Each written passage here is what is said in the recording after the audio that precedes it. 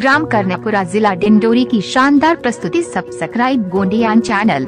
नवा गाना सुने वक्त राकेश का यूट्यूब चैनल को सब्सक्राइब करें। धन्यवाद।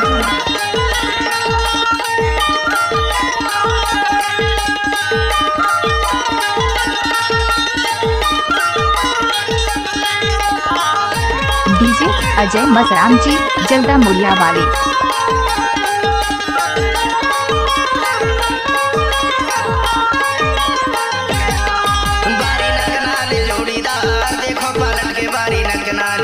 बारी नकनाले तेरा पान देखो कलप के बारी नकनाले।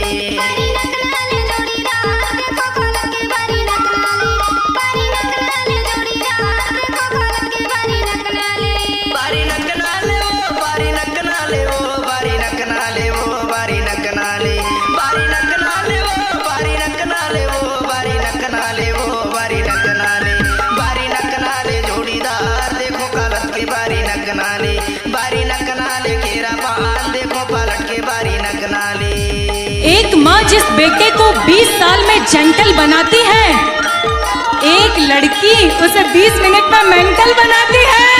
आशिक पागल हो जाते हैं प्यार में और बाकी कसर पूरी हो जाती है इंतजार में। खुदा के करिश्मों में अगर रात न होती तो ख्वाबों में भी आपसे मुलाकात न होती।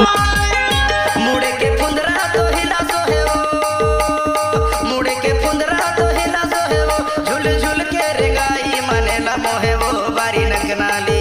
झुल झुल के रेगाई मने ला मोहे वो बारी नकनाली। बारी नकनाली जोड़ीदार देखो पलट के बारी नकनाली। बारी नकनाली केरा पान देखो कलक के बारी नकनाली। गाना मिक्स करना तो राकेश का गाया राहुल का खेल। यूट्यूब चैनल को सब्सक्राइब करें। धन्यवाद। डीजे योगेश कर्णपुरा वाले।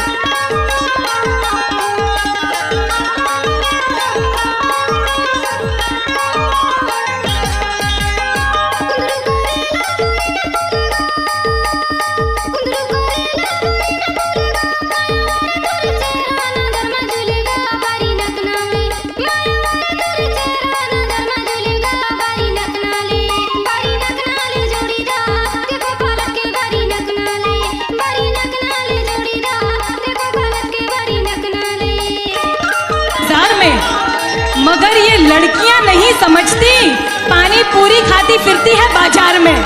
हसीन तुम हो तो बुरे हम भी नहीं, हसीन तुम हो तो बुरे हम भी नहीं, महलों में तुम हो तो सड़कों पे हम भी नहीं।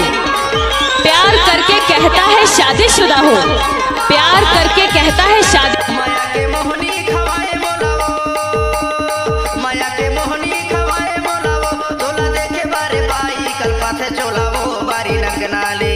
तोला देखे बारे गोरी कल्पा थे चोलावो बारी नकनाली। बारी नकनाली जोड़ीदार देखो पलट के बारी नकनाली। बारी नकनाली केरा पान देखो कलक के बारी नकनाली। बारी नकनाली वो बारी नकनाली वो बारी नकनाली। बारी नकनाली वो बारी नकनाली वो बारी नकनाली। बारी नकनाली जोड़ीदार देखो कलक के बारी नकनाली।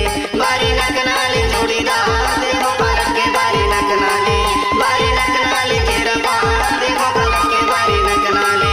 बारी नकनाली जोड़ीदार देखो कलक के बारी नकनाली।